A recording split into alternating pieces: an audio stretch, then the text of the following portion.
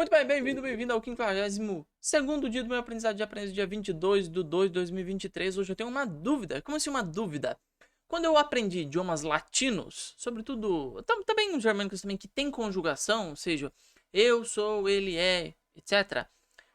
Geralmente eu aprendia conjugações de uma maneira um pouco diferente.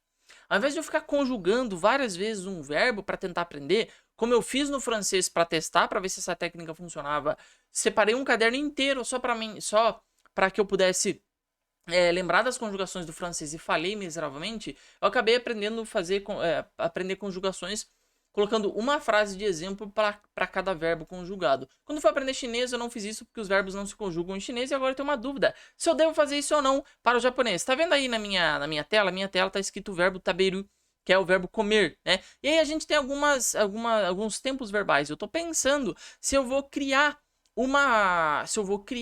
alguma frase para cada um desses verbos ou vou aprender isso aqui de uma maneira mais natural. Então, se você tem alguma dica, esse vídeo era pra ser curtinho, mas eu não vou fazer um vídeo curtinho. Vou fazer um vídeo grande. Se o pessoal quiser ver, vai ter que ver até o final, aqui no YouTube. Se você tem alguma dica, ou o que você acha, se eu devo aprender isso aqui dessa maneira ou não, me diz aí como você aprendeu, que eu acho bem interessante. E aí já fica uma lição. Que lição é essa? É a lição de toda dúvida é uma oportunidade. Como assim uma oportunidade? Bom, veja só. Eu tenho os verbos na minha frente. Eu tenho algumas conjugações. Esse aqui é polido, não, é polido. Então eu tenho. Opa, ele tá com o teclado japonês. Isso. Passado polido. Então, o que acontece? Eu tenho os verbos na minha frente. Eu posso decidir se eu aprendo conjugando eles de uma maneira interminável com folhas de papel. Eu sei que isso não funciona. Não funciona pro meu francês. Não funciona pro meu inglês. Eu tenho certeza que isso aí não é a melhor abordagem. Então, isso eu já descarto. A outra possibilidade, então, eu tenho uma dúvida. Eu tenho algumas possibilidades que eu posso sanar essa dúvida. A outra possibilidade é, eu posso aprender, pegar o Enki e fazer um cartãozinho para cada um desses modos verbais, ou seja, com uma frase de exemplo para taberu, uma frase de exemplo para tabenai, que significa não comer, basicamente, ou tabemasu, que é o presente polido, ou tabemasen, que significa não, também não comer, mas não polido, e assim sucessivamente. Tabenakata, e enfim. Nos tempos verbais que eu coloquei aqui. Então, eu posso fazer isso, né? Eu posso criar uma frase para cada um destes verbos aqui para então aprender as conjugações. Eu teria vários cartões. Por exemplo, um verbo desse daqui, só em 1, 2, 3, 4 tempos verbais. Não é 4 tempos verbais, mas digamos assim, 4 formas de tempos verbais. Eu teria 1, 2, 3, 4, 5, 6, 7. Eu teria 8, né? Então seria 8, afirmativo e negativo. Não colocaria no passado também. No passado em outros tempos verbais aqui. Então eu teria 8 somente para esses dois planos aí, né? Do presente e passado com a forma polida. Não sei se eu aguentaria fazer isso em todos os verbos. Então essa é uma dúvida. E outra, será que eu faria isso em todos os verbos ou faria só isso em um verbo só para eu realmente pegar a forma da conjugação?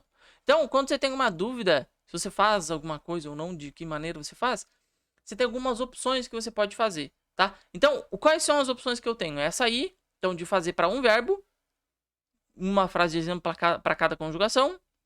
Por folha, a conjugação interminável não vou fazer. Ou eu pego para vários verbos. Para vários verbos também não acho que não vou fazer. Ou, a última opção, aprender de uma forma natural. Ou seja, não vou fazer absolutamente nada, vou esperar pegar isso aí na banha. Então, eu vou fazer o seguinte, eu vou esperar pegar na manha, né? Eu vou esperar pegar isso aí de uma maneira um pouco mais natural, sem ficar correndo atrás.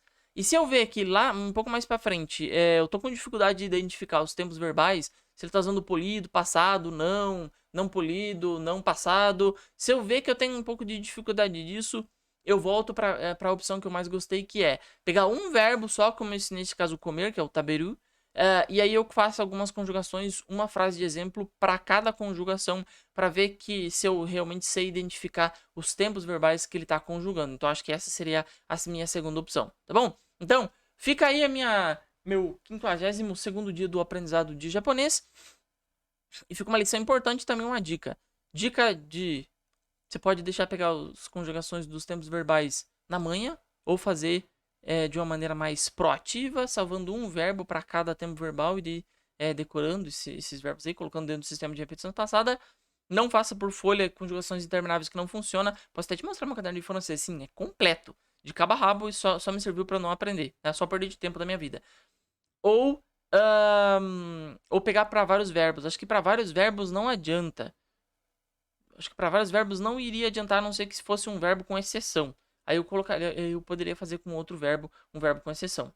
Então, fica aí minha dica, né? Pra fazer com um verbo, várias frases para um verbo. E aí você entende as várias conjugações que são possíveis no japonês. Essa é uma abordagem. A segunda que é a que eu vou usar. E se não der ruim, eu passo para a primeira, que é deixar de uma maneira mais natural. E a lição desse vídeo é: quando você tem uma dúvida no teu aprendizado, você tem oportunidades na sua frente se você está munido de estratégias para aprender da maneira certa, tá bom? Dúvidas, na verdade, são oportunidades que você tem para testar, tá? Então, não deixe de ser um pouco um arquiteto, tá? Como assim ele é um arquiteto? Tem uma frase muito boa, uma vez que viram até um post aqui no meu no Insta. No Insta foi: seja o arquiteto da tua própria fluência, né? Você tem que ser um pouco o arquiteto da tua fluência. Você tem uma dúvida, não trave frente à dúvida. Tipo, meu Deus, tem uma dúvida, travei. Existem infinitas possibilidades que você tem na sua frente. E você pode, inclusive, recorrer a mim, né? Pra você procurar um conselho aí, tá bom? Sou o Fico por aqui, espero que você tenha gostado desse vídeo. Espero que você esteja gostando dessa série tanto quanto eu estou gostando de aprender o japonês. Fico por aqui e a gente, obviamente, se vê amanhã.